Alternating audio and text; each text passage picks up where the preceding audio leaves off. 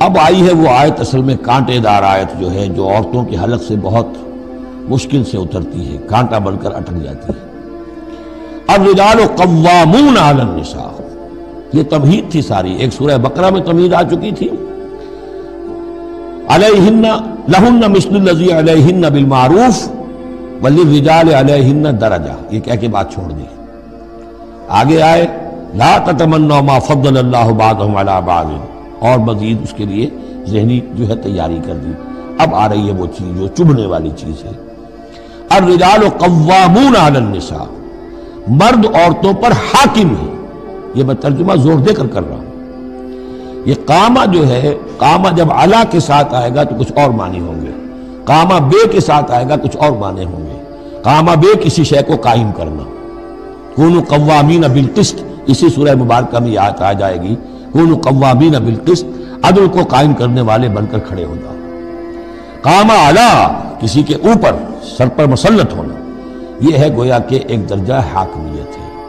گھر کے ادارے میں حاکم ہونے کی حیثیت مرد کو حاصل ہے۔ سربراہ خاندان جو ہے وہ مرد ہے، عورت نہیں۔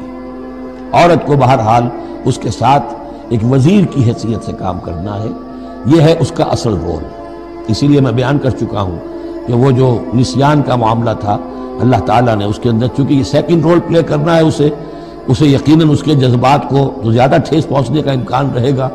آدمی کو ہر انسان، مرد بھی چاہتا ہے میری بات چلے، عورت چاہتی ہے میری بات چلے۔ اب آخر کار کس کی بات چلے گی؟ یا تو دونوں کسی طریقے سے کسی مسئلے میں متفق ہو جائیں، اور عورت جو ہے بیوی اپنے شوہر کو دلیل سے، اپیل سے جس طرح قائل کر لے تو معاملہ ٹھیک ہو گیا۔ اب اگر نہیں ہو رہا معاملہ تو اب کس کی رائے چلے گی؟ مرد کی رائے چلے گی۔ تو کس کو اس سے ایک صدمہ پہنچے گا؟ عورت کو پہنچے گا۔ لیکن اس صدمے کا ہی جو ہے انفلوئنس، اس کو کم کرنے کے لیے سیفٹی والو، نسیان کا مادہ اللہ تعالیٰ نے عورت میں زیادہ رکھ دیا۔ اسی لیے پھر اس قانون شہادت کے اندر ایک مرد کی جگہ 2 عورتوں کو وہاں پر اس کا نصاب رکھا گیا۔ الرجال قوامون علی النساء بما فضل اللہ بعضهم علی بعض۔ اب یہ دوسری بات ہے کہ اگر وہ شوہر حاکم ہو کر ظلم کرتا ہے، ان کے حق ادا نہیں کرتا ہے، تو اللہ کے ہاں بڑی سخت پکڑ ہوگی۔ یہ تو دوسری بات ہے بالکل۔ لیکن یہ کہ جو قانون ہے اسلام کا وہ یہی ہے کہ یہ اختیار دیا گیا، اب آپ اس اختیار کا غلط استعمال کر رہے ہیں، آپ اس کو ظلم کا ذریعہ بنا رہے ہیں، تو اس کی سزا اللہ تعالیٰ کے ہاں آپ کو مل جائے گی۔ بما فضل اللہ بعضهم علی بعض، بسبب اس فضیلت کے جو اللہ نے بعض کو بعض پر دی ہے، وبما انفقوا من اموالہم، اور بسبب اس کے کہ جو وہ خرچ کرتے ہیں اپنے مال۔ اب دیکھیے یہ خرچ کرنے کا معاملہ اسلام میں شادی سے شروع ہو گیا۔ شادی مرد کی بھی ضرورت ہے، عورت کی بھی ضرورت ہے، لیکن مرد مہر دیتا ہے، عورت مہر وصول کرتی ہے۔ تو جو خرچ کرنے والا ہے اب اس کی ایک حیثیت دوسری ہو گئی۔ پھر گھر میں اس کا نان نفقہ پورا جو ہے، اس کا خرچہ، اس کی ذمہ داری، اس کو سپورٹ کرنا شوہر کے اوپر ہے، تو اب وہ مال خرچ کر رہے ہیں۔ بما انفقوا من اموالہم، فالصالحات، تو نیک بیویاں کون ہیں؟ جو کہ ایک یوں سمجھیے قرآن کے نزدیک ایک عورت کا جو اچھا کردار ہونا چاہیے، ایک خاتون خانہ کی جو بہترین روش ہونی چاہیے، وہ یہاں 3 الفاظ میں آئی ہے۔ فالصالحات، نیک بیویاں قانتات، ایک تو فرما بردار ہوتی ہے، شوہروں کی فرما بردار۔ حافظات للغیب، غیب میں حفاظت کرنے والیاں، یعنی ظاہر بات ہے کہ مال ہے کسی کا تو گھر میں ہے، وہ تو کام پہ چلا گیا ہے، اب وہ کس کی حفاظت میں ہے؟ بیوی کی حفاظت میں ہے۔ اسی طرح اب بیوی کی جو عصمت ہے وہ در حقیقت مرد کی عزت ہے، اب وہ اس کی عزت کی حفاظت کرے اس کی غیر موجودگی میں۔ اسی طرح مرد کے راز ہوتے ہیں، سب سے زیادہ بڑھ کر جو ہے رازدان وہ تو بیوی ہوتی ہے۔ تو 3 اعتبارات سے حافظات للغیب، حافظات للغیب، غیب میں حفاظت کرنے والی ہیں۔ حفاظت کرنے والی ہیں شوہر کے مال کی، شوہر کے رازوں کی، اور شوہر کی عزت کی۔ بما حفظ اللہ، اللہ کی حفاظت سے۔ حفاظت ہے تو اللہ کی، لیکن جیسے رازق اللہ ہے، لیکن کام تو انسان کو کرنا پڑتا ہے، رزق کمانا پڑتا ہے۔ واللاتی تخافون نشوزہن، اور وہ خواتین کے جن کے بارے میں تمہیں اندیشہ ہو جائے ان کے اندر سرکشی کا، ضد ہے، ہٹ درمی ہے، بات نہیں مان رہی ہے، اپنی بات منوانی ہے، کسی نہ کسی طریقے سے گھر کی فضا خراب کی ہوئی ہے، یہ ہے نشوز۔ ذہناً تسلیم نہ کرنا کہ میری حیثیت جو ہے وہ بہرحال شوہر کے تابع دار کی ہے، اس کو اگر تسلیم نہیں کریں گے تو ظاہر بات ہے فرکشن ہوگی، اور فرکشن جو ہے اس کے نتیجے کے اندر وہ گھر کے اندر جو ہے وہ ایک فساد پیدا ہوگا۔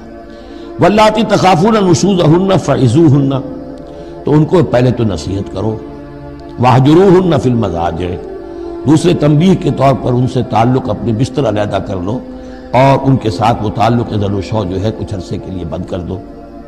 وَاضْرِبُوهُنَّ، اس پر بھی ٹھیک نہ ہو تو انہیں مارنے کی بھی اجازت ہے۔ اس میں حضور نے جو روکا ہے وہ یہ ہے کہ چہرے پر نہ مارا جائے، اور کوئی ایسی مار نہ ہو جس کا مستقل نشان جسم پر پڑے۔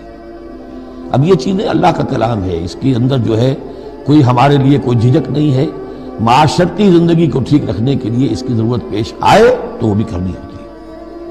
فَإِنْ أَطَعْنَكُمْ، پھر اگر وہ تمہاری اطاعت کریں، فَلَا تَبْغُوا عَلَيْهِنَّ سَبِيلًا، تو اب ان پر خام خواہ کی زیادتی کرنا، پچھلے غصے نکالنا، بار بار جو ہے وہ اپنے غصے کا اظہار کرنا، یہ بھی ٹھیک نہیں ہے۔ ان اللہ کان علیٰ کبیرہ، یقیناً اللہ تعالیٰ بہت بلند ہے، بہت بڑا ہے۔